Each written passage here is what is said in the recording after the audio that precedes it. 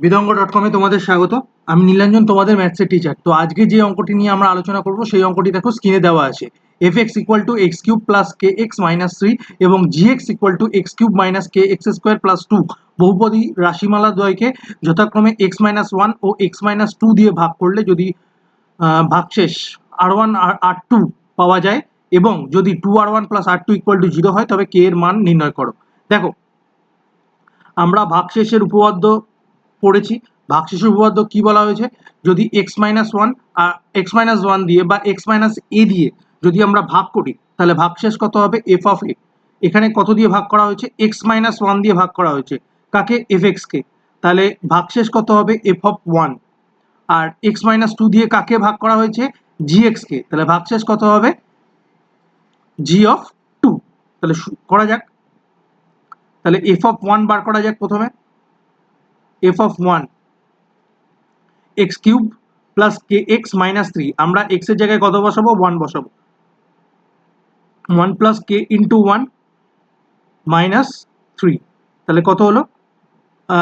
k - 3 + 1 - 2। আর আমাদের বার করতে হবে g of 2। g of 2 কত? g of 2 হচ্ছে x³ - kx² + 2। তাহলে x এর জায়গায় 2 বসালাম। তাহলে 2³ - k × 2²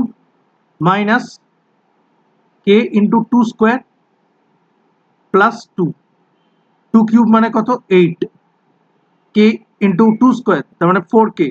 4k + 2, 8 + 2 হচ্ছে 10, 10 - 4k। এবারে দেখো, আমরা f of 1 কে কত ধরতে পারি?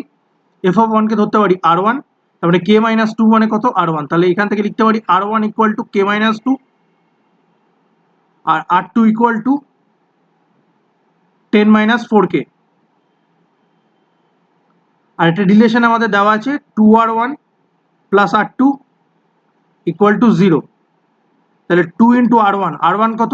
k - 2 আর r2 কত? 10 - 4k = 0। তাহলে এখান থেকে কত পাবো? 2k - 4 + 10 - 4k = 0। এবারে দেখো 2k আর -4k, তাহলে কত হলো? -2k। -4 + 10 + 6 = 0। এখান থেকে আমি কি করবো? -2k যদি আমি ডান দিকে নিয়ে যাই তাহলে পাবো 2k। তাহলে এখান থেকে আমরা লিখতে পারবো 2k = 6। 2 দিয়ে যদি 6 কেটে দিই তাহলে পড়ে যাবে 3, পড়ে থাকবে 3। তাহলে k = 3। অতএব k এর মান কত? k = 3। এখানে k এর মান বার করতে বলেছে, তাহলে k = 3। বিদঙ্গ.com এই সলিউশনটি দেখার জন্য ধন্যবাদ।